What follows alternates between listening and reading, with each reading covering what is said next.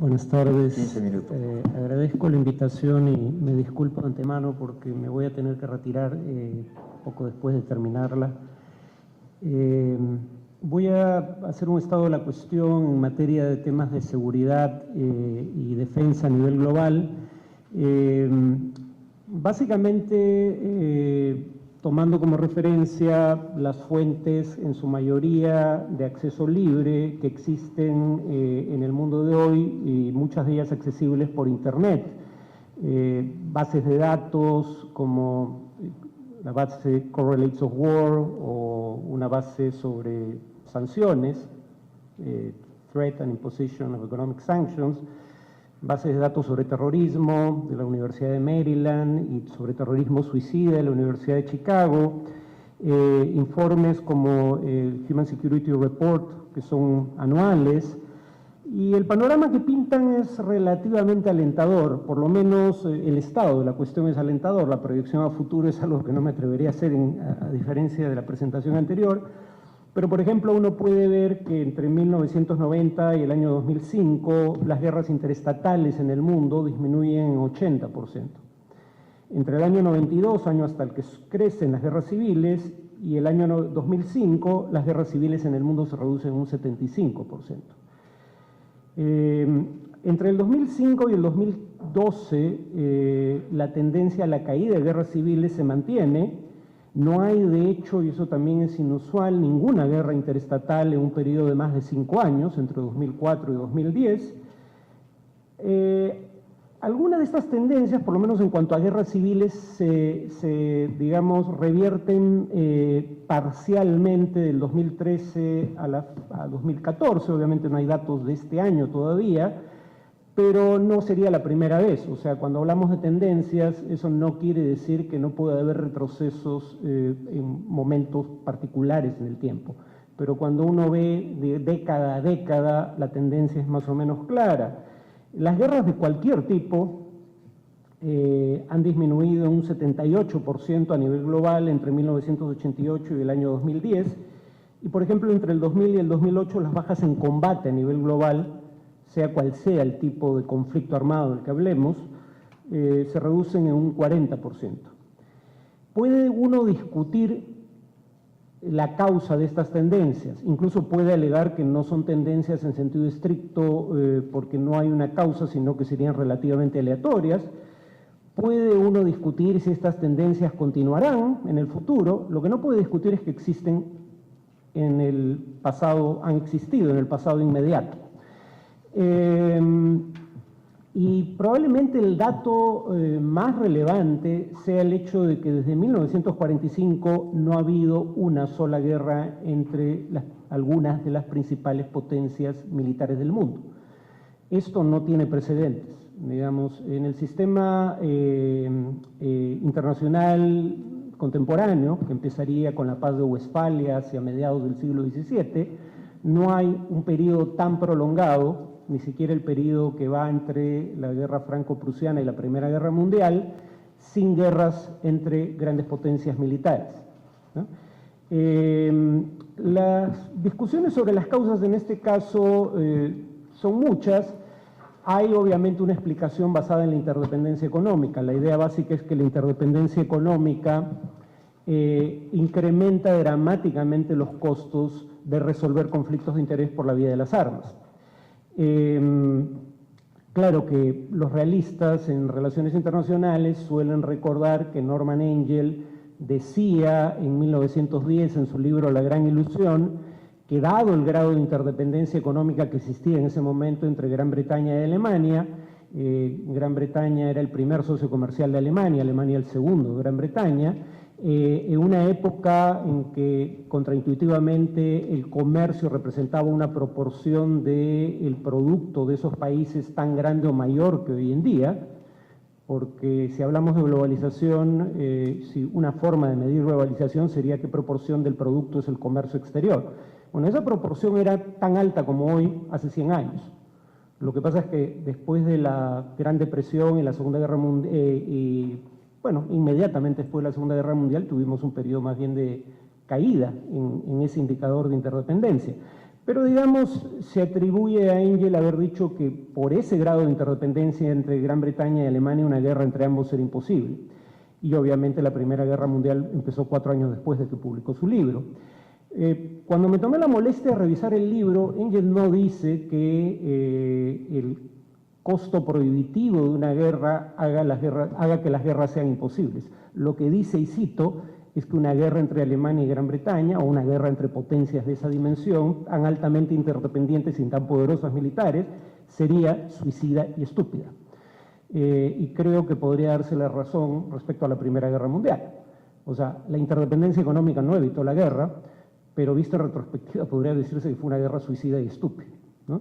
Digamos, más de 11 millones de muertos, no se resolvió nada. La prueba es que menos de 30 años después había otra gran guerra mayor incluso en alcance territorial, y inmediatamente después de la Primera Guerra Mundial tenemos un periodo de grandes conmociones, ¿no? Surgimiento del comunismo en lo que va a ser la Rusia soviética, surgimiento del fascismo, como consecuencia directa, dirían muchos, de los acuerdos de posguerra, Tratado de Versalles, Gran Depresión, Segunda Guerra Mundial. O sea, la Primera Guerra Mundial no resolvió nada y tuvo un costo prohibitivo.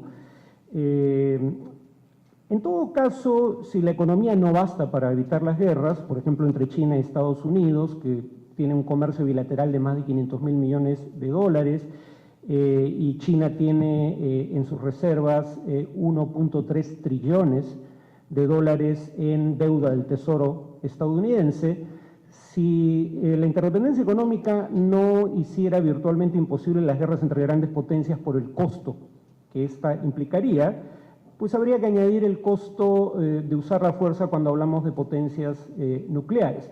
Y algunos autores sostienen que esto sería válido incluso en ausencia de armas nucleares. El poder de las armas convencionales es también bastante mayor que en cualquier época en el pasado. Tenemos bombas que pesan varias toneladas y que causan un grado de destrucción mayúsculo, sin necesidad de recurrir a armas de destrucción masiva o nucleares. Entonces es casi imposible pensar en una hipótesis de conflicto armado entre China y Estados Unidos. De hecho, China virtualmente no maneja una hipótesis de conflicto realista con Estados Unidos. Tiene una, porque finalmente tiene que tener una justificación para su gasto militar y el tipo de fuerza que ha decidido adquirir y desplegar, pero cuando uno lee textos de estrategia chinos, la preocupación mayor de China es que en la eventualidad de que uno de los conflictos territoriales entre China y un país del este asiático aliado militar de los Estados Unidos escale, eso lleva a Estados Unidos a intervenir en favor de su aliado. Pero China no prevé tanto un ataque norteamericano como, por ejemplo, un intento norteamericano de bloquear las principales rutas comerciales marítimas de China a lo largo de una línea que iría desde Japón hasta Camboya, porque cuando ustedes ven el mapa hay una serie de archipiélagos o islas que son básicamente estados aliados de Estados Unidos, desde los cuales se podría bloquear, digamos, el comercio marítimo de China. Pero ese es el escenario, el peor escenario que conciben los estrategas chinos. Aunque tienen obviamente preparaciones militares, no ven como altamente probable una confrontación, ni siquiera como probable, diría, una confrontación con Estados Unidos. Sin embargo, como sí ven como probable, aunque con una baja probabilidad, un intento de bloquear en la eventualidad de un conflicto entre China y un aliado estadounidense sus rutas comerciales, en ese contexto hay que entender el acuerdo energético reciente entre China y Rusia, porque Rusia proveería de gas a China a través de gasoductos que irían directamente desde Siberia a territorio chino. En otras palabras, no serían recursos energéticos que llegarían por barco, no serían recursos cuyo tráfico puede ser bloqueado a través de este cordón marítimo. Lo mismo se puede decir respecto a Rusia, porque busca el mercado chino, porque el gobierno ruso es consciente de que su conducta respecto a Ucrania, y no me refiero solo al conflicto en torno a Crimea y el conflicto actual en el este de Ucrania, sino incluso antes, la política de, por ejemplo, cortar el suministro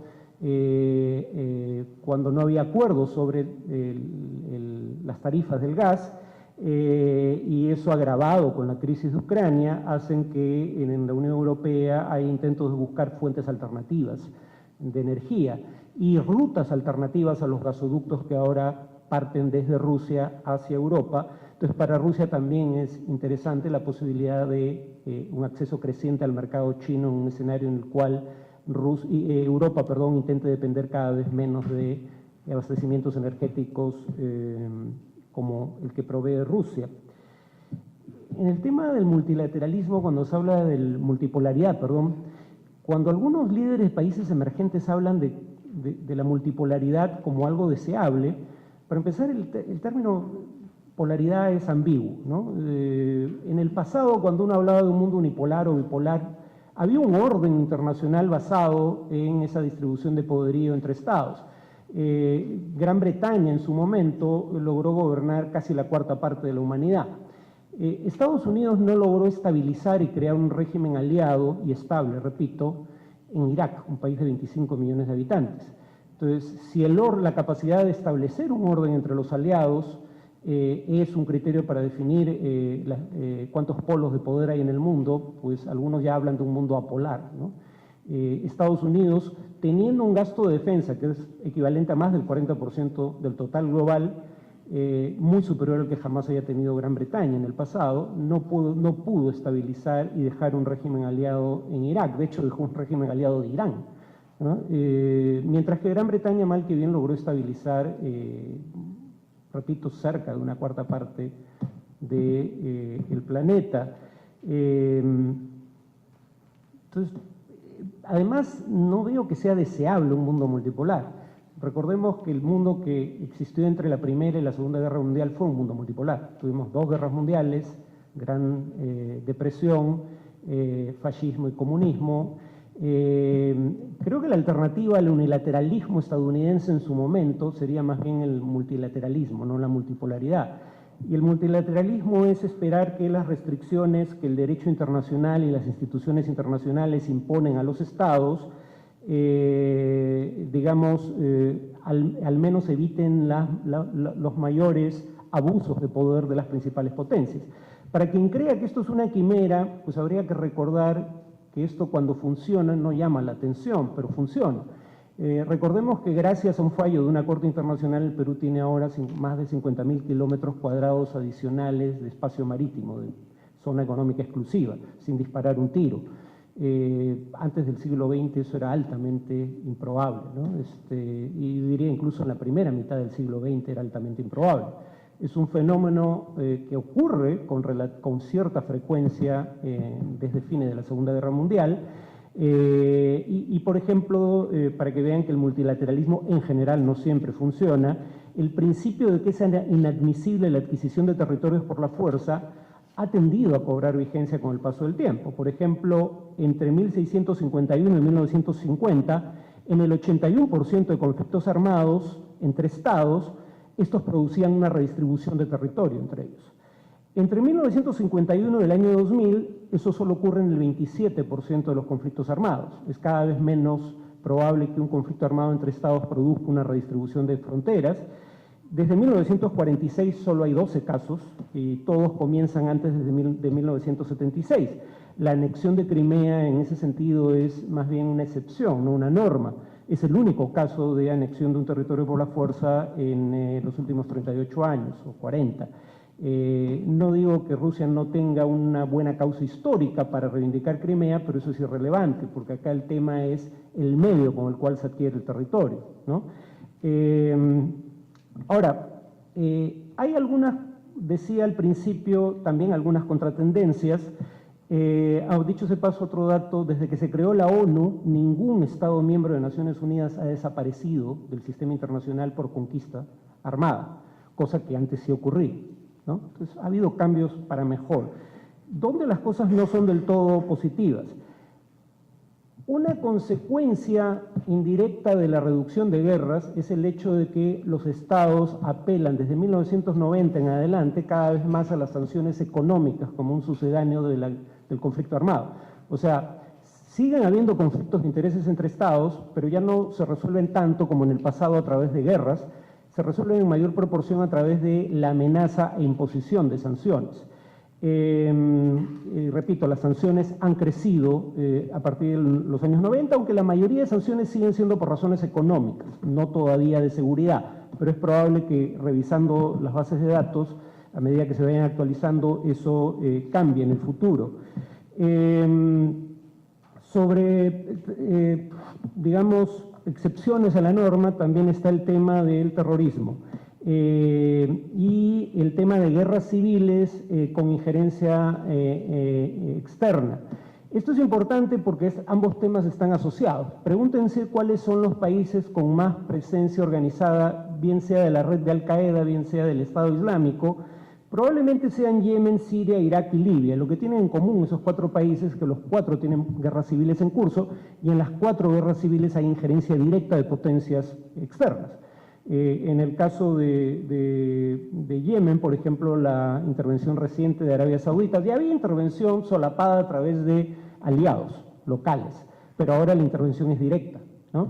Entonces, ahí donde el Estado colapsa producto de estas guerras civiles con intervención extranjera, y la intervención extranjera tiende, sabemos, a prolongar la duración de la guerra y a provocar mayor número de bajas, pero eso no son los únicos problemas que esto crea. Los problemas adicionales que crea es que obviamente ahí donde hay vacíos de poder es más fácil crear redes terroristas, y no es casual que el Estado Islámico se expanda ahí donde hay este tipo de guerras.